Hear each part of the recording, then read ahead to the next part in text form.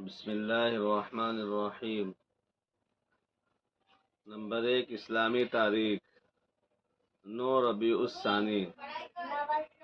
جیسا کہ ہر دور کے لوگوں نے اپنے زمانے کے نبی کا انکار کیا اور ان کے ساتھ برا سلوک کیا، ویسے ہی بلکہ اس سے بھی زیادہ برا سلوک ہمارے پیارے آقا صلی اللہ علیہ وسلم کے ساتھ کفار مکہ نے کیا۔ چنانچہ ہمارے رسول صلی اللہ علیہ وسلم کا ارشاد ہے، تمام نبیوں میں سب سے زیادہ ستایا گیا ہوں۔ کفار مکہ نے آپ کو اور آپ کے صحابہ کو ستانے میں کوئی بھی کسر نہ چھوڑی۔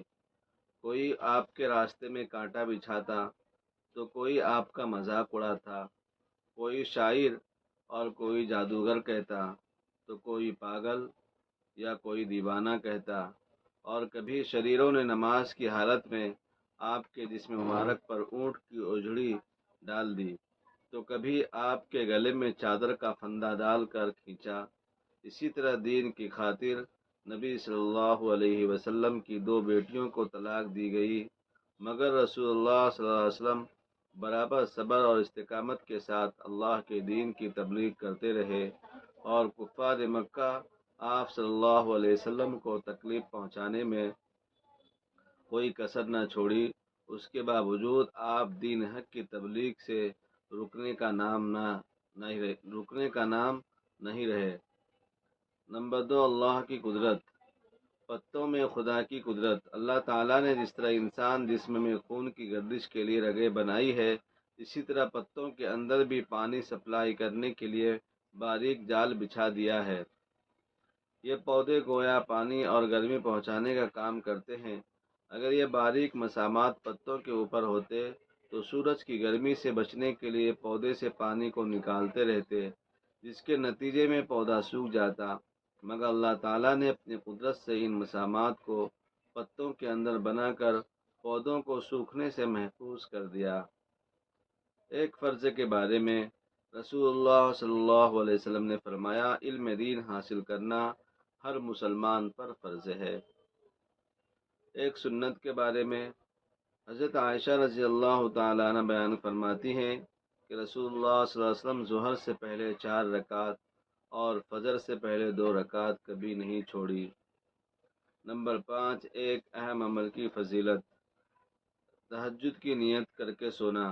رسول اللہ صلی اللہ علیہ وسلم نے فرمایا، جو آدمی اپنے بستر پر لیٹتے وقت رات کو اٹھ کر تہجد کی نماز پڑھنے کی نیت کرے، پھر نیند کے غلبے کی وجہ سے صبح ہو جائے تو نیت کے مطابق اس کو نماز کا ثواب ملے گا، اور اچھی نیت ہونے کی وجہ سے اس کا سونا اللہ کی طرف سے اس کے لیے صدقہ۔ ایک گناہ کے بارے میں حرام مال سے صدقہ کرنا۔ رسول اللہ صلی اللہ علیہ وسلم نے فرمایا، جب تم مال کی زکوٰۃ ادا کرو تو وہ ادا ہو گیا اور صرف توافل کا درجہ ہے، اور جو شخص حرام طریقے سود، رشوت وغیرہ سے مال جمع کر کے صدقہ کرے، اس کو اس صدقے کا کوئی ثواب نہیں ملے گا، بلکہ اس حرام کمائی کا اس کے اوپر بوال ہوگا۔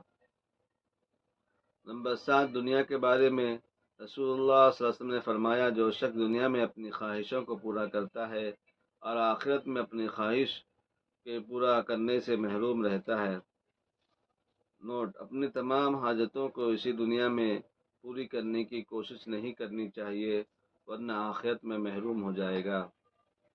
نمبر 8، آخرت کے بارے میں قرآن میں اللہ تعالیٰ فرماتا ہے، پرہیزگاروں کے لیے آخرت میں اچھا ٹھکانہ ہے، ہمیشہ رہنے والے باغات ہیں جن کے دروازے ان کے لیے کھلے ہوں گے، ان باغوں میں وہ تکیہ لگائے بیٹھے ہوں گے، وہاں جنت کے خادموں سے بہت سے میوے اور پینے کی چیزیں منگائیں گے، اور ان لوگوں کے پاس نیچے نظروں والی ہم عمر ہوئے ہوں گی۔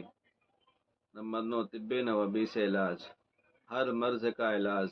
رسول اللہ صلی اللہ علیہ وسلم نے فرمایا، تم میں سے کوئی شخص بیمار ہو جائے یا کسی کے بھائی کو کوئی تکلیف ہو جائے تو یہ دعا پڑھے، ربنا اللہ الذی فی السماء تقدس اسمک امرک فی السماء والارض کما رحمتک فی السماء فاجعل رحمتک فی الارض اغفر لنا حوبنا وخطايانا أنت رب الطيبين أنزل رحمة من رحمتك وشفاء من شفائك على هذا الوجه.